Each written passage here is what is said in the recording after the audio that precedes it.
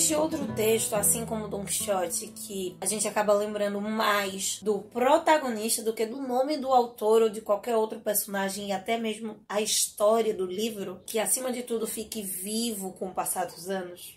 Na Espanha, além do Quixote, nós temos um personagem que consegue muito bem fazer isso, o Don Juan.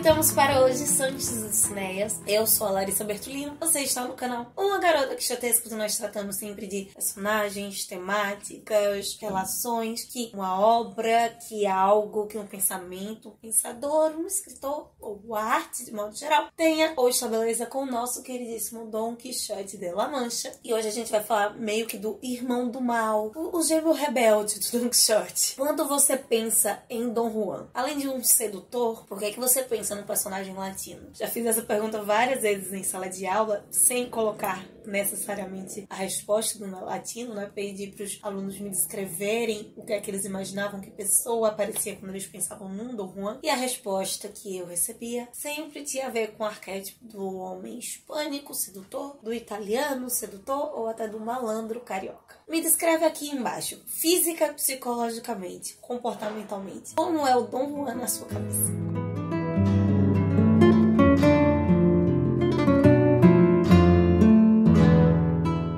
Áreas que podem nos ajudar a entender um pouco mais da importância desse personagem para a cultura hispânica latina e para a literatura ocidental, a arte ocidental como um todo, como a psicanálise e a filosofia se utilizaram dessa figura. Para estudar e entender esse fenômeno don juanista, eles tiveram que sim se basear, de usar, pelo menos lançar mão da literatura, do teatro, da ópera. Por isso eu vou dividir essa reflexão no vlog de hoje em 3 sessões ou 3 etapas para trabalhar exatamente Don Juan nessas áreas, na arte, na filosofia e, por fim, na psicanálise. Elas vão nos dar a base para entender o impacto e a influência dessa figura na nossa cultura ocidental.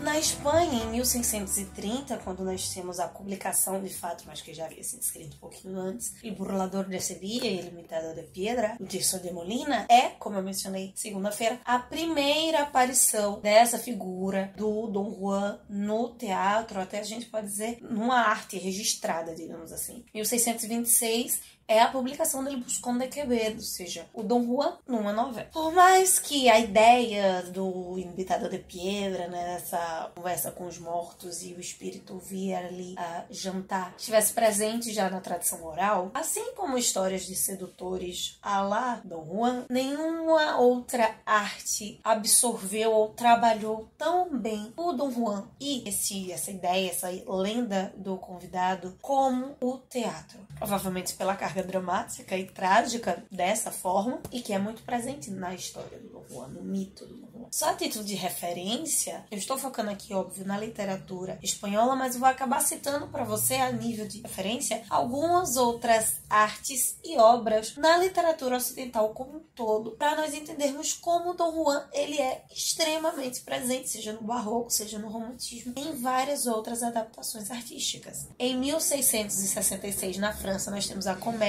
Don Juan do Molière. Exatamente 10 anos depois, no Reino Unido, The Libertine, do Thomas Shadwell. E anos à frente, já no resgate modernista, pós-Nietzsche, na verdade, bebendo bastante de Nietzsche, junto com Don Juan, o Homem e o Super-Homem, do Bernard Shaw, em 1939. Antes de Mozart, que talvez seja a adaptação mais conhecida do Don Juan ou do Don Giovanni para a cultura italiana, apesar do Mozart não ser italiano, apenas a sua ópera é escrita em italiano. Carlo Goldoni escreveu a tragicomédia Don Giovanni Tenorio, o Ciel di Chulu, ainda em 1735. E até em culturas não latinas, como é o caso da britânica que eu já mencionei, junto a outro mito moderno do individualismo moderno, se o alemão Kreb escreve um encontro teatral que teria ocorrido entre o Dr. Fausto e o Don Juan, que tem muitos aspectos em comum, juntando o Mozart e o Goethe, porque sim, ele se inspiraria, nesse caso, no Don Giovanni. Isso em 1829. A Rússia, que por muitas vezes está no leste, acaba sendo um pouco olvidada nesses momentos, nessas relações, também tem os seus Dom Juans. O Pushkin, o romântico fundador da literatura moderna russa, escreve a peça O Convidado de Pedra, uma tragédia em 1830, também bebendo do mito do Juan e da lenda do convidado. A ópera, sem sombra de dúvida, é a forma que tem mais produções, tem uma variedade maior, mas a melhor adaptação foi o drama e o romance. Porque, na verdade, são essas formas que permitem uma abordagem mais profunda do desejo. E o conflito entre o ser e o mundo se manifesta de um modo obrigatório para a formação, para a forma do romance. Ou seja, manifestando também esse desejo, né? Do conflito do eu com o mundo, com a sociedade, onde psicanaliticamente é onde o desejo se expressa. Não é à toa que, assim como o Édipo, o Don Quixote, o Dom Juan será um mito fundamental para uma leitura psicanalítica da literatura da sociedade ocidental.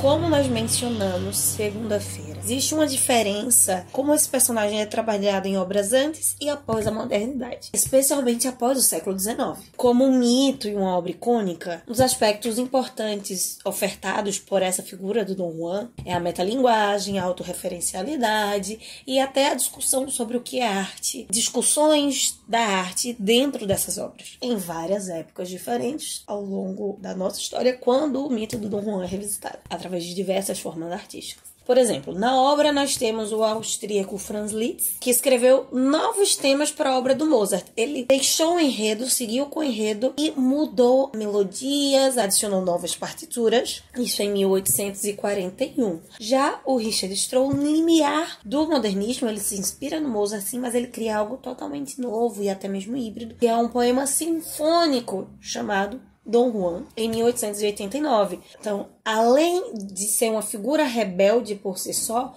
o Dom Juan ele também acaba lançando sobre si o arquétipo da inovação, do revolucionário, por sempre ser apresentado ou relido ou revisto com inovações artísticas gerais. Mas provavelmente a versão mais adaptada, ou a que mais serviu de inspiração para novelas, para teatro, para poesia, para a própria ópera em si, é a ópera Don Giovanni do Mozart, de 1787. Ela é considerada a ópera das óperas, porque teria sido através dela que o Mozart chegou no seu auge. Isso porque desenvolve personagens tridimensionais, complexos. Além, claro, das suas inovações no campo melódico, na área da música em si, uma visão modernista, uma visão nova na leitura do personagem, do indivíduo. Antes dos romances românticos, foi justamente através da ópera que o Dom Juan alcança esse lugar de mito. Hoje seria o reflexo de que ele já estaria consolidado como tal. No final das contas, o que é mito?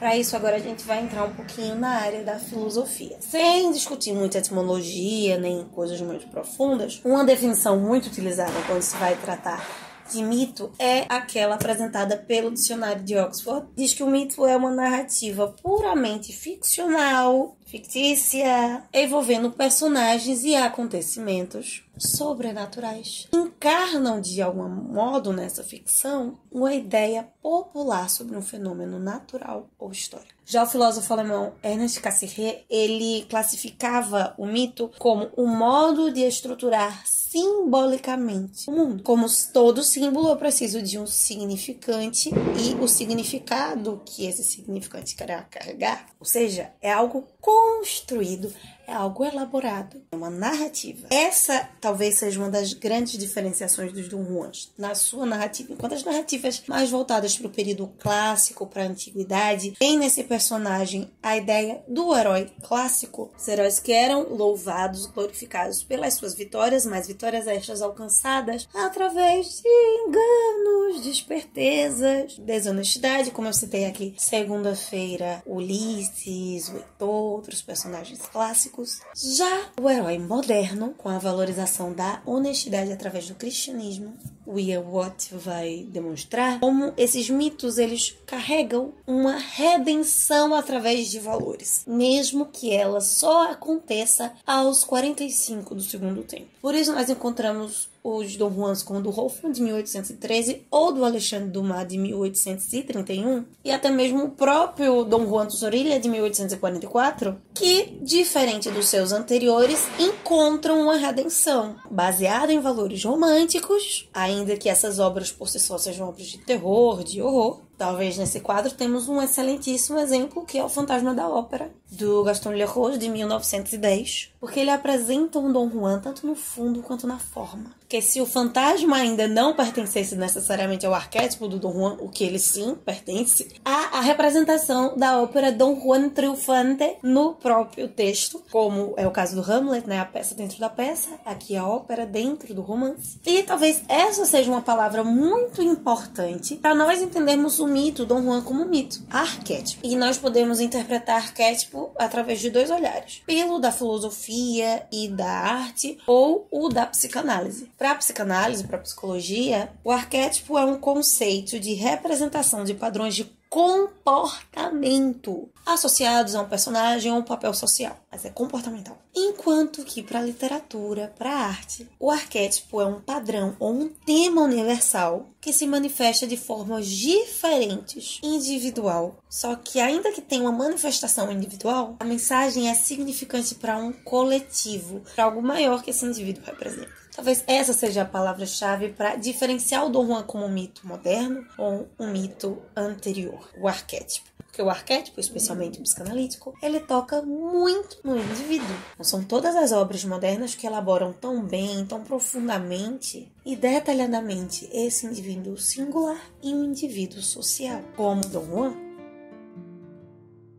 Se o individualismo ascende, né, se desenvolve na modernidade, porque é uma característica ideológica relativamente moderna, a forma de pensar moderna. Antes o homem ele era considerado, ele era percebido, ele era visto através do seu pertencimento à pátria, ao reino, a uma etnia, a uma religião, sempre visando o coletivo. Agora, ainda que ele pertença ou represente ideias de um coletivo, essas questões compõem traços da singularidade desse indivíduo, que ele compartilha com outros indivíduos também singulares. Lembrando, o individualismo moderno ele é uma perspectiva ocidental de visão de mundo, principalmente com tudo que nós vamos apresentar na parte final desse vídeo. Se o individualismo contrasta o singular com o coletivo, o ponto do indivíduo ser a visão vigente de mundo, segundo o crítico norte-americano Mark Schroeder, ele, em nossa sociedade ocidental, nos ajuda a descobrir os conflitos que existem na sociedade moderna e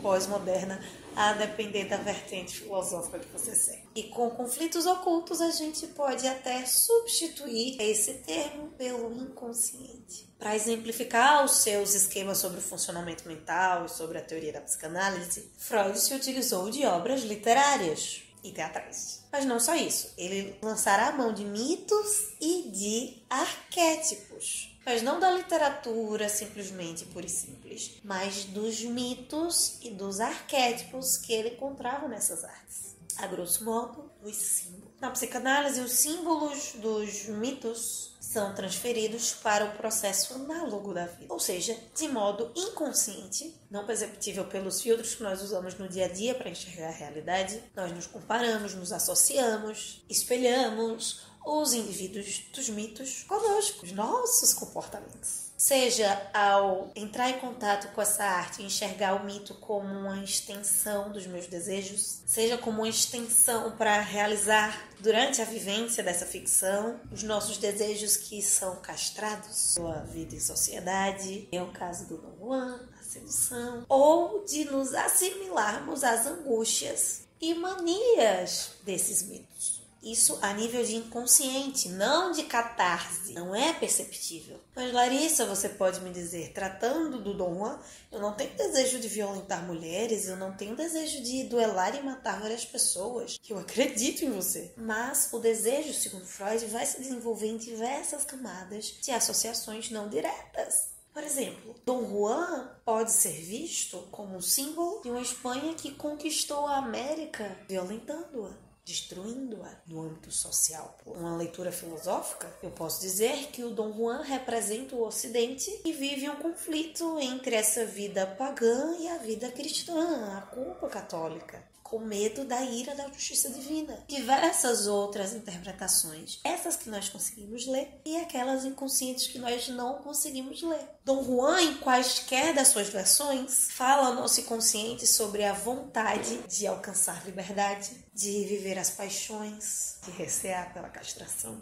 o anseio ou desespero frente à impunidade, e especialmente de se ver como outros, como plural. Nós conseguimos, através do Dom Juan e de tantos outros mitos ocidentais, nos enxergarmos não como personagens redondos da nossa vida, mas como anti-heróis plurais da nossa própria história. Então é isso, meus queridos cavaleiros andantes. Esse é o nosso comentário comparativo, tentando trazer outras linhas que reforcem, que endossem a literatura. Se você gostou desse tipo de análise, desse tipo de crítica, coloca aqui embaixo, dê sugestões de outros tópicos da literatura hispânica, da literatura espanhola, que nós poderemos ver nesses próximos dias para fazer uma análise assim mais detalhada. Lembrando que no mês de julho agora nós vamos nos encontrar às 19 horas, hein? Enquanto isso, que possamos sair da biblioteca e ver muito além dos manhãs de vida.